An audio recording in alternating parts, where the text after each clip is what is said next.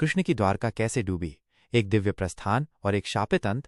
भगवान कृष्ण की पौराणिक स्वर्ण नगरी द्वारका अरब सागर की अशांत लहरों में जलमग्न हो गई थी। इसका डूबना, जो हिंदू पौराणिक कथाओं का एक मार्मिक प्रसंग है, कोई आकस्मिक घटना नहीं थी, बल्कि ये दैवीय इच्छा, एक माँ के शोक संतप्त श्राप और एक शक्तिशाली कुल के दुखद पतन का परिणाम थी। द्वारका के विनाश की कहानी महाभारत और पवित्र भागवत पुराण के महाकाव्यों में जटिल रूप से बुनी हुई है। महान कुरुक्षेत्र युद्ध के बाद, जिसमें कौरवों का सर्वनाश हो गया था, मारे गए राजकुमारों की मां, दुखी और क्रोधित गांधारी ने अपनी इस हानि के लिए कृष्ण को जिम्मेदार ठहराया। कृष्ण के प्रति एक दिव्य प्राणी के रूप में श्रद्धा होने के बावजूद उनका मातृ शोक उन पर हावी हो गया। क्रोध और निराशा में उन्होंने कृष्ण और उनके पूरे यदुवंश पर एक शक्तिशाली श्राप दिया। उन्होंने भविष्यवाणी की कि जैसे उनके वंश का नाश हुआ है, वैसे ही यदुवंशियों का भी आपस में लड़कर नाश होगा, और स्वयं कृष्ण भी अकेले और सामान्य तरीके से अपनी मृत्यु से पहले उनके अंत के साक्षी बनेंगे।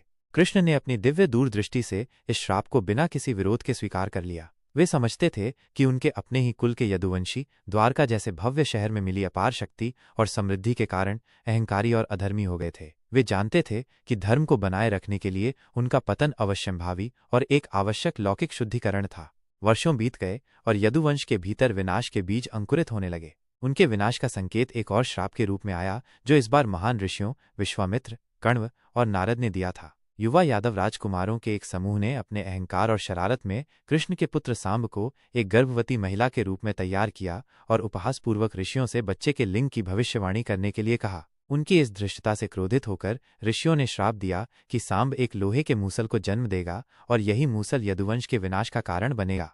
ये भविष्यवाणी सच हुई। सांब ने एक विशाल लोहे के मूसल को जन्म दिया। ऋषियों के श्राप से भयभीत होकर राजा उग्रसेन ने मूसल का चूर्ण बनाकर समुद्र में फेंकने का आदेश दिया। लोहे की बारीक धूल समुद्र तल पर जम गई और तट के किनारे नुकीली ब्लेड जैसी घास के रूप में उगाई। मूसल के बड़े टुकड़े को एक मछली ने निगल लिया, जिसे बाद में जरा नाम के एक शिकारी ने पकड़ लिया। शिकारी ने मछली के पेट में मिली धातु से एक घातक तीर बनाया। इस दुखद गाथा का अंतिम अध्याय प्रभास तीर्थ के तट पर एक उत्सव के दौरान सामने आया। नशे में धुत और झगड़ालू यदुवंशी आपस में ही लड़ने लगे। पुरानी शिकायतें और अपमान उछाले गए और जल्द ही एक हिंसक लड़ाई छिड़ गई। अपने नशे के क्रोध में उन्होंने श्रापित लोहे के मूसल से उगी नुकीली घास को उखाड़ लिया और उसे हथियार के रूप में इस्तेमाल करते हुए एक भयानक भ्रातृघातक नरसंहार में एक दूसरे को मार डाला। कृष्ण अपने कुल के इस आत्मविनाश को देखते हुए एक मौन और दुखी दर्शक बने रहे, क्योंकि वे जानते थे कि ये गांधारी के श्राप की पूर्ति थी। अपने कुल के विनाश और पृथ्वी पर अपने उद्देश्य के पूरा होने के साथ कृष्ण पास के एक जंगल में चले गए। जब वे एक पेड़ के नीचे ध्यान में बैठे थे, तो जरा नामक शिकारी ने कृष्ण के आंशिक रूप से दिखाई दे रहे पैर को हिरण समझकर अपना घातक तीर चला दिया। वही तीर जो उसी लोहे के मूसल से बना था जिसने यदुवंशियों के विनाश की पटकथा लिखी थी, कृष्ण के तलवे में लगा, जो उनका एकमात्र कमजोर स्थान था। अपनी गंभीर गलती का एहसास होने पर जरा ने क्षमा की भीख मांगी। कृष्ण ने अपनी करुणा से पश्चाताप करने वाले शिकारी को सांत्वना दी और समझाया कि यह सब दैवीय योजना का हिस्सा था। इसके बाद उन्होंने अपने नश्वर शरीर को त्याग कर अपने दिव्य धाम को प्रस्थान किया।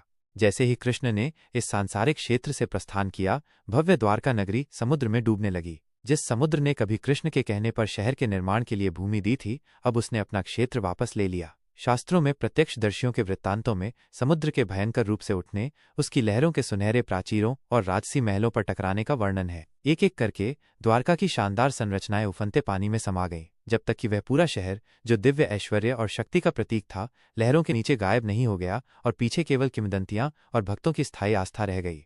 पूरा तात्विक प्रमाण सदियों तक द्वारका के जलमग्न होने की कहानी पौराणिक कथाओं तक ही सीमित थी। हालांकि 20वीं शताब्दी में गुजरात के आधुनिक द्वारका शहर के तट पर समुद्री पुरातात्विक खोजों ने एक जलमग्न प्राचीन शहर के अकाट्य प्रमाण उजागर किए हैं। गोताखोरों ने सुनियोजित संरचनाओं, विशाल पत्थर की दीवारों, स्तंभों और विभिन्न कलाकृतियों की खोज की है, जो एक परिष्कृत शहरी बस्ती की ओर इशारा करती हैं। यद्यपि इन पानी के नीचे के खंडहरों की सटीक आयु अभी भी विद्वानों की बहस का विषय है, इन निष्कर्षों ने पौराणिक कथा और ऐतिहासिक संभावना के बीच एक आकर्षक कड़ी प्रदान की है, जो यह बताता है कि कृष्ण की द्वारका की कथा की जड़ें किसी वास्तविक प्राचीन शहर की स्मृति में हो सकती हैं, जो समुद्र में खो गया था। इस प्रकार द्वारका का जलमग्न होना समय के चक्रीय स्वभाव, परिवर्तन की अनिवार्यता और दिव्य व नश्वर के बीच गहरे संबंध की एक शक्तिशाली याद दिलाता है।